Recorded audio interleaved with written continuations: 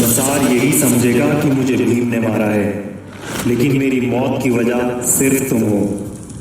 कुरुक्षेत्र की रणभूमि में जीवन और मृत्यु के बीच दुर्योधन के मुख से निकले ये अंतिम शब्द थे, लेकिन उनके पीछे का कारण वह योद्धा था जिसने ऐसा क्रूर कृत्य किया कि दुर्योधन जैसा पापी भी कांप उठा। मैंने पांडवों को मार डाला है। यह सुनकर दुर्योधन कुछ क्षण के लिए बहुत प्रसन्न हुआ। जो कार्य सैकड़ों कौरव नहीं कर सके वह एक अकेला योद्धा कैसे कर सकता है।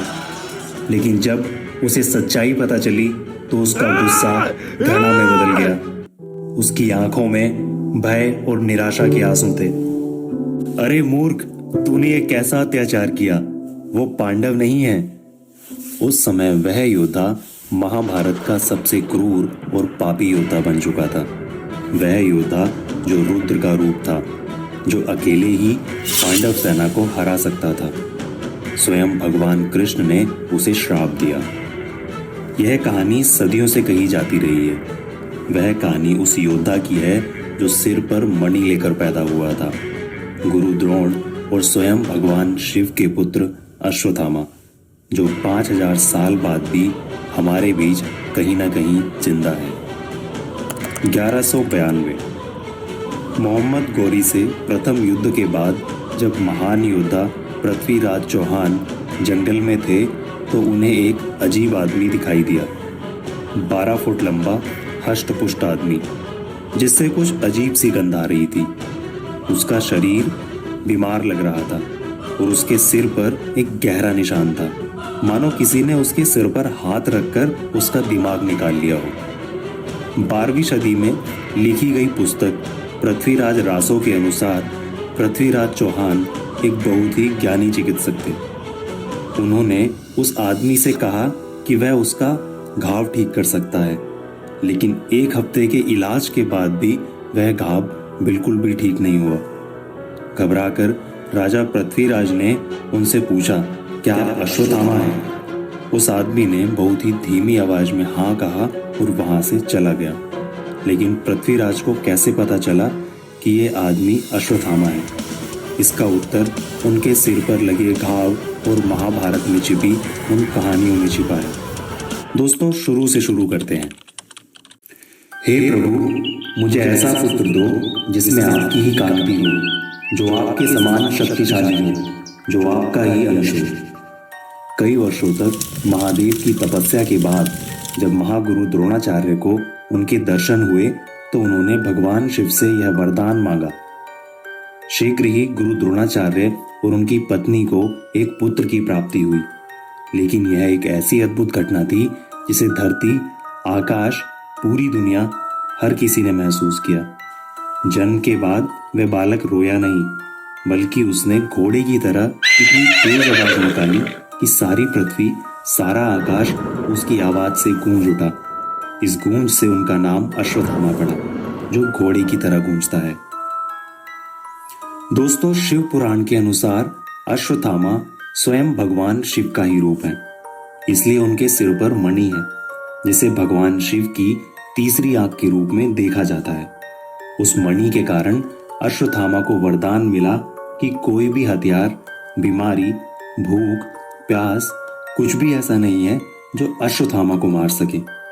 उन्हें अमरता का वरदान मिला। गुरु द्रोण समझ गए थे कि उनका पुत्र एक शक्तिशाली योद्धा बनेगा। शायद इसलिए उन्होंने उसे वह ज्ञान दिया जिसने उसे महाभारत का सबसे क्रूर योद्धा बना दिया। दोस्तों, कई लोगों का मानना है कि गुरु द्रोणाचार्य ने सिर्फ अर्जुन को ही ब्रह्मास्त्र की शिक्षा दी थी, पर यह सच नहीं है।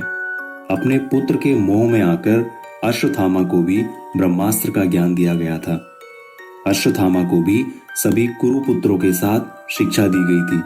वह भी अर्जुन की तरह एक कुशल धनुर्धर था। लेकिन कहते हैं उनका अपनी भावनाओं पर नियंत्रण नहीं था। शिवांश होने के कारण उसकी भावनाएं तीव्र थी, चाहे वह क्रोध हो या अहंकार। लेकिन युद्ध के मैदान में अश्वत्थामा ने बार बार अपनी कुशलता साबित की। अपने पिता और मित्र दुर्योधन का समर्थन करने के लिए अश्वत्थामा ने कौरवों की ओर से युद्ध लड़ा। महाभारत के विराट पर्व के अनुसार युद्ध से पहले विराट नगर में भीषण युद्ध हुआ था, जिसमें पांडवों की जीत हुई। लेकिन बहुत से लोग नहीं जानते कि उस युद्ध में दो कुशल धनुर्धर अर्जुन और अश्वत्थामा आमने सामने आए थे। दोनों के बीच भयंकर युद्ध हुआ था। अर्जुन की तरह अश्वत्थामा भी अपने सभी तीर एक ही सीधी रेखा में चला सकते थे, लेकिन अंत में अश्वत्थामा के तीर खत्म हो गए और उसे पीछे हटना पड़ा। महाभारत के युद्ध में अश्वत्थामा ने भी भीम, युधिष्ठिर, धृष्टद्युम्न को कई बार हराया। वह एकमात्र योद्धा था जो घटोत्कच और उसके जादुई राक्षसों से नहीं डरता था। अश्वत्थामा ने अकेले ही इतने विशाल और शक्तिशाली योद्धा को हरा दिया। उसने अपने बाणों से ऐसी वर्षा की कि लगभग 1 लाख पांडव सैनिक मारे गए। अपने पुत्र अभिमन्यु की मृत्यु का बदला लेने के लिए जब अर्जुन ने जयद्रथ को मारने की प्रतिज्ञा की, तो अश्वत्थामा ने अर्जुन को रोका और जयद्रथ को बचाया। यहाँ तक कि जब अर्जुन और कर्ण का युद्ध हुआ और अर्जुन उसे हराने ही वाला था, तब अश्वत्थामा ने कर्ण की रक्षा की। युद्ध के 14वें दिन अश्वत्थामा ने ऐसा बाण चलाया जिससे वो युद्ध उसी समय समाप्त हो जाता, जिसका नाम था नारायण अस्त्र, जो एक ही बार में सभी कुशल योद्धाओं को मार सकता था। लेकिन भगवान कृष्ण ने सभी सैनिकों को अपने हथियार छोड़ने और जमीन पर लेटने के लिए कहा और अश्वत्थामा का आक्रमण असफल रहा। ऐसा माना जाता है यदि अश्वत्थामा का क्रोध अपनी सीमा को पार कर गया होता तो वह अकेले ही पूरा युद्ध समाप्त कर सकता था, और जल्द ही वह समय आ रहा था। यदि वह कृष्ण छल कर सकता है तो मुझे धर्म का पालन क्यों करना चाहिए? महाभारत युद्ध के 14वें दिन कौरवों ने अपने सबसे बड़ी ताकत को खो दिया। भीष्म पितामह के बाद कौरव सेना का नेतृत्व करने वाले गुरु द्रोण ही थे। गुरु द्रोण के ज्ञान और शक्ति के सामने कोई टिक नहीं पाया। उन्हें हराना असंभव था। इसलिए भगवान कृष्ण ने उन्हें निहत्था करने के लिए छल किया। वो धृष्टद्युम्न ने उन्हें मार डाला। जब यह बात अश्वत्थामा को पता चली तो वह क्रोध से भर गया। फिर भी उन्होंने दुर्योधन से युद्ध रोकने और पांडवों के साथ शांति करने का अनुरोध किया। अश्वत्थामा नहीं चाहता था कि वह और अधिक लोगों को खोए। अपने सबसे अच्छे दोस्त दुर्योधन को खो दिया, लेकिन आखिर में वही हुआ। युद्ध के 18वें दिन अश्वत्थामा ने देखा कि महाभारत के युद्ध क्षेत्र में उसका मित्र दुर्योधन मृत्यु से संघर्ष कर रहा है। युद्ध के नियमों को तोड़ते हुए उसकी जांघ पर हमला किया गया और उसे हरा दिया गया। उसने दुर्योधन को वचन दिया कि वह पांडवों को खत्म कर देगा। पांडवों के शिविर में पहुंचते ही अश्वत्थामा ने भगवान शिव की आराधना की। भगवान शिव ने अश्वत्थामा को आशीर्वाद दिया, जिसके बाद अश्वत्थामा अपने रुद्र रूप में आ गया।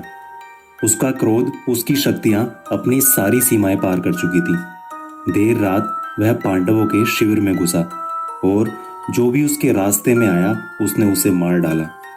अश्वत्थामा ने अकेले ही धृष्टद्युम्न और शिखंडी जैसे महान योद्धाओं को हरा दिया और पूरी पांडव सेना को नष्ट कर दिया। उसने सभी टेंटों में आग लगा दी। कई सैनिक सोते समय जल गए। अंत में वह एक छोटे तंबू में घुस गया, जहां 5 पांडवों के 5 पुत्र एक साथ सो रहे थे। अंधेरे में अश्वत्थामा ने उन 5 पुत्रों को पांडव समझकर मार डाला और उनके सर काटकर दुर्योधन के पास ले गया। तब खून से लथपथ अश्वत्थामा को एहसास हुआ कि उसने पांडवों को नहीं बल्कि उनके पुत्र को मार डाला है। अगली सुबह जब पांडव अपने शिविर में लौटे तो वहां जो कुछ हो रहा था उसे देखकर उनकी रूह कांप गई। सब कुछ खंडर हो चुका था। पांडवों की सारी सेना नष्ट हो गई और उनके पुत्र भी मारे गए। 5 पांडवों की आंखें आग से भर गई। वह अग्नि जो अश्वत्थामा को नष्ट करना चाहती थी, लेकिन उसके वरदान के कारण अश्वत्थामा को कोई भी नहीं हरा सकता था। तब एक महान युद्ध शुरू हुआ। अपने पिता की चेतावनी को नजरअंदाज करते हुए अश्वत्थामा ने ब्रह्मास्त्र का उपयोग करने का फैसला किया, जो पूरे ब्रह्मांड को नष्ट कर सकता था। श्री कृष्ण ने भी अर्जुन को ब्रह्मास्त्र का उपयोग करने की सलाह दी। दोनों अस्त्र आपस में टकराने ही वाले थे, तभी वहां वेद व्यास आ पहुंचे और उन्होंने उन दोनों को रोक दिया। तब अर्जुन पीछे हट गए, लेकिन अश्वत्थामा को नहीं पता था कि अपने हथियार को कैसे नियंत्रित किया जा सकता है। वेद व्यास ने उन्हें अपने हथियार को एक पहाड़ पर मोड़ने का सुझाव दिया, लेकिन अश्वत्थामा अभी भी पांडवों के अंतिम बचे हुए वंशज को मारने के लिए बदला लेने के लिए उत्सुक था। उसने अपना तीर उत्तरा की ओर कर दिया, जो गर्भवती थी। अश्वत्थामा की क्रूरता से श्री कृष्ण अत्यंत क्रोध से भर गए। उन्होंने अश्वत्थामा को श्राप दिया, तुम्हारे कार्यों के कारण तुम कुष्ठ रोग से पीड़ित हो जाओगे, जिससे तुम्हारी त्वचा सड़ जाएगी, लोग तुमसे दूर भागेंगे और तुम्हारे चेहरे पर जो निशान है हमेशा खून से बहता रहेगा। तुम्हारी कोई मदद नहीं करेगा, तुम्हें कोई खाना नहीं देगा, कोई सहायता नहीं करेगा। तुम भिखारी बनकर घूमोगे और विश्राम के बिना मृत्यु भी तुम्हें नहीं बचा सकती। यह कहकर उन्होंने भीम को आदेश दिया कि वह अश्वत्थामा के सिर की मणि उतार दे, और तब से ऐसा माना जाता है कि अश्वत्थामा इस धरती पर घूम रहा है। ऐसा माना जाता है कि भगवान विष्णु के अंतिम इंतजार में है, कली का अवतार, जिसकी सहायता से वह इस संसार को मुक्ति दिलाएगा। कलयुग में कई अलग अलग समय पर अलग अलग लोगों ने अश्वत्थामा को देखने का दावा किया है, लेकिन इन कहानियों में कितनी सच्चाई है ये अभी भी गहरा रहस्य बना हुआ है। दोस्तों, इस बारे में आपके क्या विचार हैं, हमें जरूर बताएं। अगर आपको वीडियो पसंद आया है तो इसे लाइक करके शेयर करें, और ऐसी अनदेखी अनसुनी कहानियों के लिए हमारे चैनल मिस्टीरियस वर्ल्ड को सब्सक्राइब करें। दोस्तों, मिलते हैं अगली वीडियो में। तब तक के लिए बने रहिए हमारे साथ, हमारे चैनल मिस्टीरियस वर्ल्ड में।